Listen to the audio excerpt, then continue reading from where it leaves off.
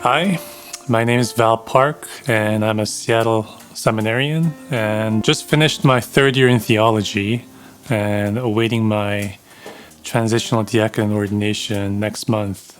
June 20th is the date. I've been asked by Father Michael Dion to share a little bit about myself. I was born actually in South Korea, a city called Incheon. When I was 7 years old, my family moved to Vietnam, and we lived in a city called Saigon for 5 years. Afterwards, we came back to Korea for a few years, and then when I turned 15, I moved to Seattle by myself. I lived with my aunt, attended King's High School in Shoreline, and then moved on to Western Washington University.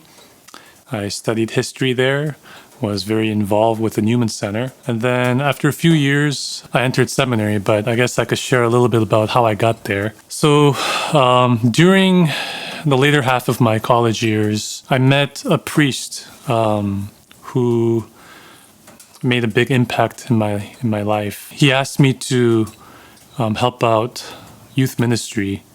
So he called me into his rectory. I remember the conversation we had.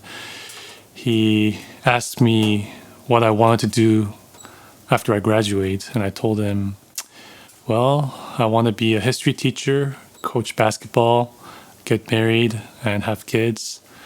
And he said, you don't seem like the type to get married. You should go to seminary.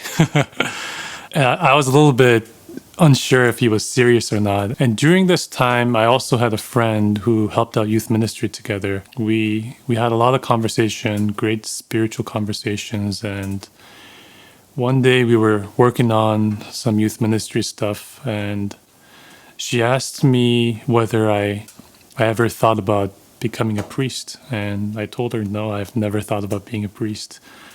And she said, I've been thinking about becoming a sister, and which is very, very surprising to me. I never had anyone close to me that ever had a religious vocation. And so I asked her why she was thinking of becoming a sister. What she told me left a big impact in my life, in my own discernment process as well. She said, I keep thinking that if someone can die for me, I should be able to live for him. And when she said it, it just made sense to me. It's like, yeah, that's true. And so I started thinking about, discernment. And, obviously the priest I mentioned, Father Anthony Kim, he was encouraging me to think about it. I think what really got me to discern more seriously was I was wondering what's gonna make me truly happy. So about true happiness. One day I was at Mass at the Newman Center. It was a Wednesday evening Mass. The priest was giving a homily on the Beatitude about true happiness. And the main message of his homily was that the only way you'll ever be truly happy in this life is by following God's will. And for some reason, when he said that, it occurred to me I had to give seminary a try. And so as soon as I heard that, as soon as I got out of the Mass, I called Father Anthony. It was 9 or 10 at night. For whatever reason, he wasn't sleeping. He was actually outside his rectory exercising. And I told him about my intention. I wanted to give seminary a try, and he was truly happy. And I remember right before he left, we went on a hike together, and he asked me, do you know why I keep telling you to go to seminary? And I was like, I'm not sure why. And he said, I think you'll be happy there.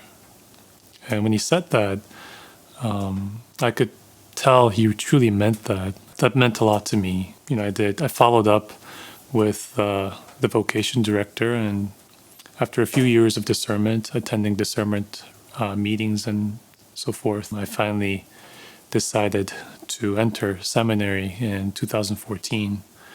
And also, the year before I entered seminary, the friend that I mentioned who was thinking about becoming a sister, she also entered the convent.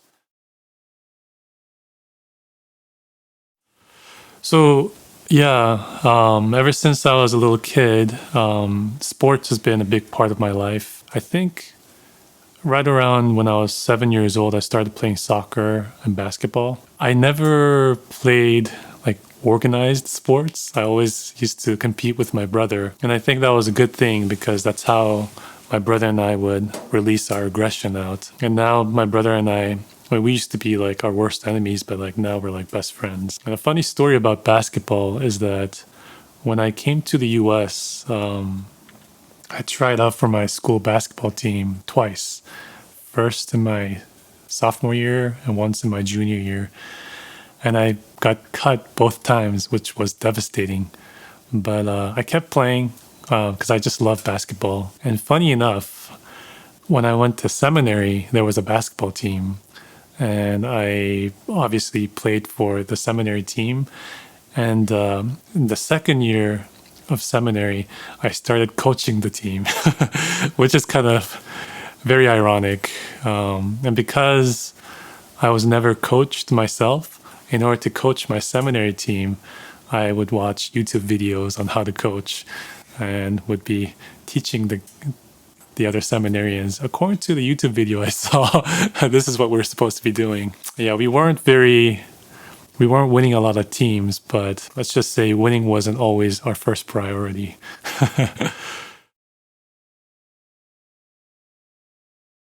My parents live in Linwood, and I have a younger brother. We're a year apart. My brother lives over in New York. He got married 3 years ago and has a son. So I have a nephew. His name is Joseph. It's been a while since I've seen him because of all the COVID-19. So hopefully I'll get to see them in August, maybe. Yeah.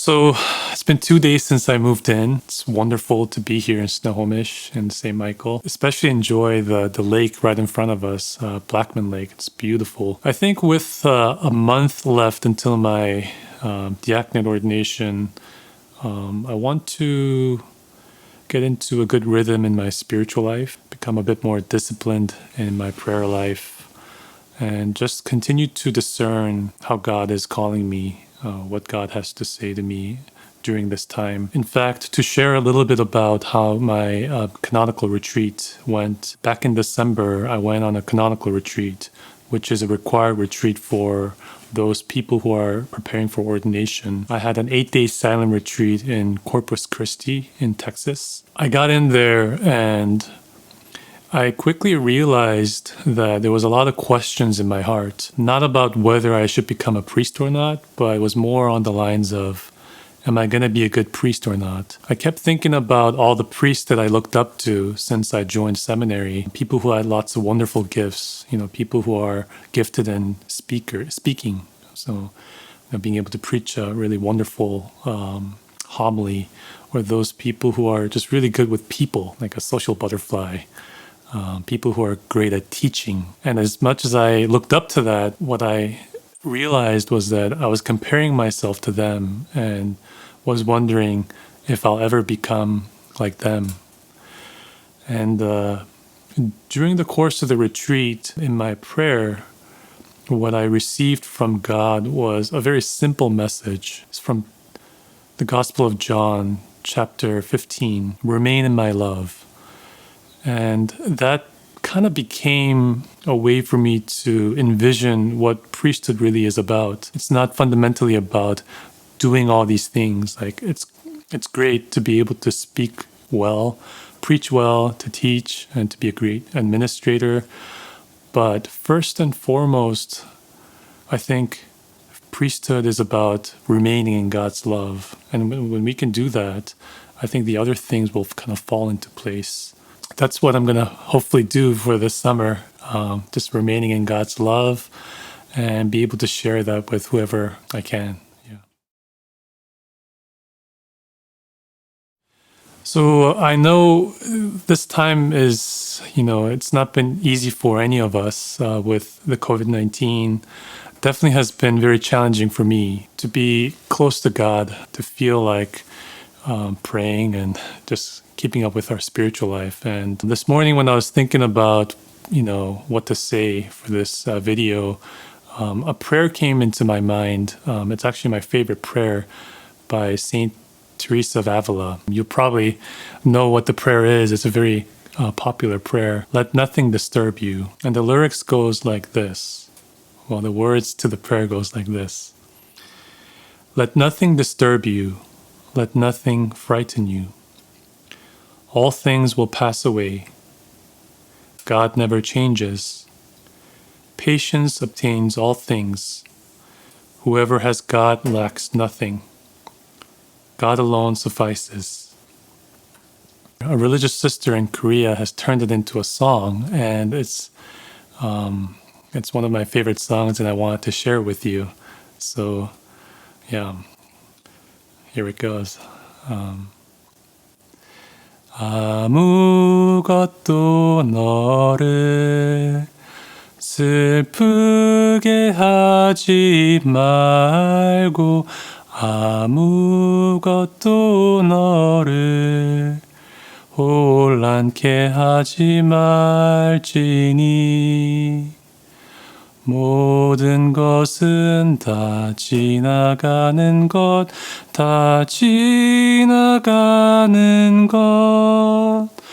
오 하느님은 불변하시니 인내함이 다 이기느니라. 하느님을 소유한 사람은 모든 것을 소유한 자이니 하느님만으로 만족하도다. 하느님만으로 만족하도다.